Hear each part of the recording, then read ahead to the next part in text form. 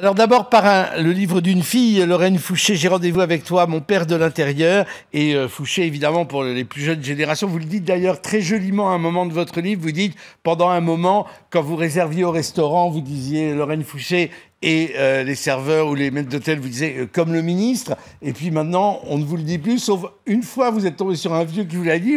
Récemment, vous avez été tout ému. Christian Fouché, grande figure du gaullisme, ministre de l'Éducation nationale en mai 68. Et puis, voilà.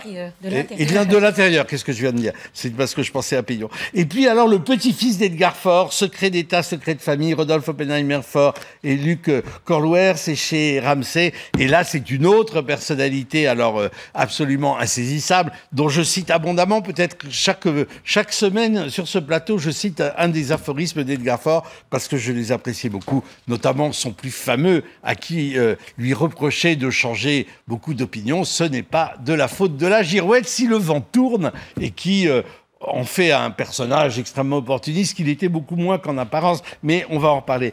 Lorraine Fouché, c'est en effet un grand personnage très proche du général de Gaulle, en qui de Gaulle avait confiance, et il n'était pas si nombreux que ça, et à qui, du coup, de la guerre à la guerre d'Algérie et aux événements de 68, qui s'est retrouvé extrêmement proche, finalement, du général. C'est vrai, c'est vrai. Il est parti le 17 juin 40. Il a rallié la France libre. Et alors, c'est drôle pour moi d'être invité en même temps que Mais je tenais à vous avoir ensemble. C'est important parce que quand mon père est mort, malheureusement, j'avais 17 ans, en 74, et à l'éloge funèbre qui a été prononcé par Edgar Faure, j'ai découvert ce que mon père avait fait le 17 juin, qu'il ne m'avait pas raconté parce que j'avais vécu avec lui, je l'avais aimé, mais il ne m'avait pas raconté sa vie. Et le 17 juin, bel aphorisme d'Edgar Faure, il a dit « Fouché est devenu le premier compagnon d'un chef qu'il ne savait pas qu'il allait rejoindre, et il a répondu à un appel qui n'avait pas encore été lancé. » C'est-à-dire que le 17 juin, il était pilote sur une base en Gironde, et il a entendu que donc, le maréchal Pétain demandait l'armistice. Il s'est caché dans un avion, il a rallié Londres, il a lu le 18 juin, dans un train, dans le journal, l'appel de la BBC, et le lendemain, il s'est rendu devant le petit bureau où le général était, et il s'est mis à son service, il est devenu son ami, donc pour la vie, jusqu'au jour de l'enterrement du général de Gaulle, où j'étais avec mon père. Je dis papa depuis ce livre. Voilà, je n'avais pas dit papa depuis 40 ans, maintenant je dis papa. Et pourquoi vous avez eu envie d'évoquer la mémoire de votre père publiquement Alors parce que vraiment l'histoire de ce livre commence il y a 1 an et demi dans une brocante. J'étais les petits vides-greniers de l'été, dans la rue devant chez moi. Je regarde, vous savez, les bonnes affaires à trouver un dimanche matin tôt, et je vois le livre de mémoire de mon père. Alors, il avait publié ce livre en 70, il me l'avait offert, mais quand on est ado, on ne lit pas les mémoires de son père. Et quand il meurt, il est mort 1 mois après mon bac. Et quand on est orphelin, on ne lit pas les mémoires de son père non plus. Donc, je suis devenue médecin grâce à lui, parce que la dernière fois que je l'ai eu au téléphone, il m'a dit « Médecin, c'est le plus beau métier du monde ». Et je dis au début du livre que heureusement qu'il ne m'a pas dit mannequin, parce que les profiteroles au chocolat et les moelleux, ça aurait été fini. Mais donc, j'ai été médecin d'urgence. J'ai arrêté l'année de mes 40 ans parce que je me suis trouvée rédiger le certificat de décès de Marguerite Duras. Et j'étais dans cette pièce et je me suis dit, cette très grande, toute petite dame, est allée jusqu'au bout de ses choix et de ses rêves. Moi, je veux continuer à écrire. Donc, je suis romancière. Et puis, là, donc, il y a 1 an et demi, me tombent du ciel ces mémoires. Et je me suis dit, là, bon, il faut les lire. Je les ai lus. Puis, je suis allée aux Archives nationales. Et j'ai feuilleté les agendas de mon père, les petits carnets. Et puis, il est mort un 11 août. Et le 12 août, j'ai tourné la page. Il y avait marqué de me téléphoner. Donc, en fait, j'ai redécroché le téléphone. C'est très beau, ça, oui. Voilà, j'ai retrouvé les paroles perdues. Vous avez eu la conversation téléphonique que la mort a interrompue. Exactement. A rendu impossible. Et puis, j'ai réanimé les papas des autres. Il y a quelque chose de très beau. Alors, c'est aussi une question de génération, puisque c'est des figures politiques qui ont bercé mon enfance et mon adolescence, les deux. Mais c'est aussi une forme de nostalgie, l'un comme l'autre, d'un temps où la politique, comment dire, on pouvait, c'était peut-être une illusion, en tout cas, les politiques l'avaient, transformer les choses, changer les choses par la politique. On n'était pas dans ce discrédit de la politique, on en parlera peut-être avec Soprano qui nous a rejoint dans un moment, qui est vraiment la plaie aujourd'hui de la vie civique. Et Edgar Faure, dans ce côté absolument, comment dire, furé, hein, il est passé par ici, il repassera par là, il y a des choses absolument formidables. L'aphorisme qui le définit le mieux dans la liste que vous avez, qui est toujours un régal: j'aurais été le meilleur candidat de l'opposition, malheureusement j'étais dans la majorité.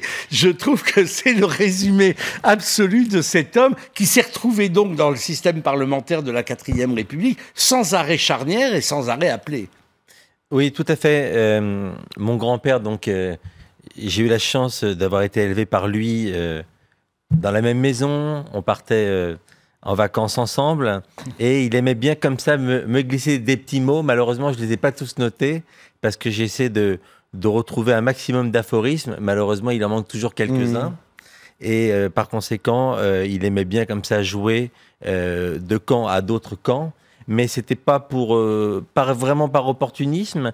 Il préférait être aux affaires pour pouvoir faire des choses, être dans le factuel, plutôt que de dénigrer automatiquement, je dirais, entre guillemets, le camp d'en face.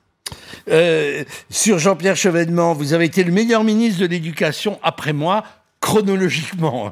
C'est-à-dire, bon, il y avait cet humour-là, il y avait aussi la rhétorique, hein, il le disait, c'était un conteur formidable, écrivain lui aussi, puisqu'il a écrit des polars avec un pseudonyme transparent, Edgar Sandé, parce qu'il les signait Edgar en enlevant le D, et puis Sandé, il l'avait écrit à l'anglo-saxonne pour être plus crédible. En même temps, quand on relit, c'est pas qu'un livre politique, c'est un livre de souvenirs, c'est lui aussi un livre très émouvant, on s'aperçoit qu'il y a une très grande actualité de sa posture politique, parce qu'aujourd'hui, finalement, un François Hollande, comme hier un Nicolas Sarkozy, sont à la recherche d'un consensus, d'une ligne médiane, de politique d'ouverture, enfin, appelons ça comme on veut, et d'un certain point de vue, l'incarne par excellence Edgar Faure. Oui, je pense que mon grand-père était très...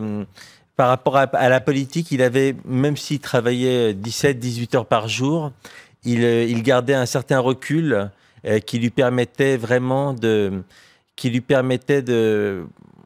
se dire droite, gauche, gauche, droite, mais finalement l'important c'est une majorité d'idées. C'est pas uniquement de voter pour une famille politique, ce qui lui a valu l'exclusion 2 fois du Parti radical de gauche, qui était à l'époque les radicaux socialistes. Alors voilà, écoutez, l'immobilisme est en marche et rien ne pourra l'arrêter. Ça aurait pu être le commentaire au débat que nous avons eu tout à l'heure sur l'écotaxe. Et puis, je termine par c'est juste pour vous donner envie d'aller y voir de plus près sur le portrait de cet homme d'exception. 2 hommes auraient pu éviter la Révolution française, dit-il. Turgot, mais il était déjà mort. Et moi, mais je n'étais pas encore né. Voilà.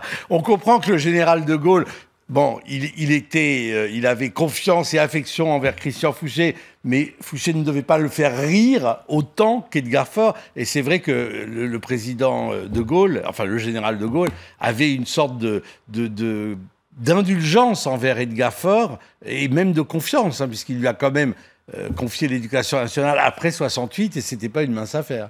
Oui, et notamment par rapport aux problèmes qu'on rencontrait à l'époque avec la Chine, il lui avait dit, écoutez, vous allez partir dans un long voyage en Chine. Si vous réussissez à réouvrir une ambassade, évidemment, c'est moi le général de Gaulle, donc c'est moi qui aurai les lauriers. En revanche, si c'est un échec, vous devrez l'assumer.